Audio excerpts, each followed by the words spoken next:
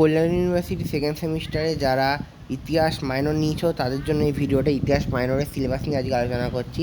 তো প্রথমে দেখতে পাচ্ছি ইতিহাস মাইনরের জন্য যে সিলেবাসটা সেটা কিন্তু মধ্যযুগীয় ভারতের ইতিহাস, ঠিক আছে।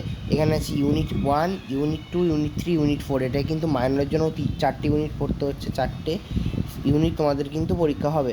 প্রথম ইউনিটে দেখতে পাচ্ছ যে কটা বিষয়বস্তু লেখা আছে সেই কটা বিষয়বস্তুর ওপর কিন্তু পরীক্ষা হবে। তাছাড়া সেকেন্ড ইউনিট, ইউনিট 3, ইউনিট 4 এই 4টে বিষয় মিলিয়ে পরীক্ষা হবে।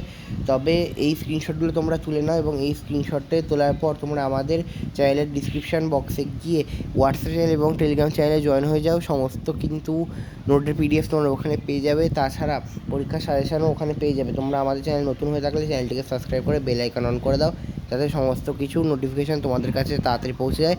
আর এছাড়া এই ভিডিওর কমেন্টে আমাকে বলো কার কোন সাবজেক্টের সিলেবাস লাগবে, সেই হিসাবে আমাদের টিম 24 ঘন্টার মধ্যে সিলেবাস আপলোড করে দেবে এই চ্যানেলে।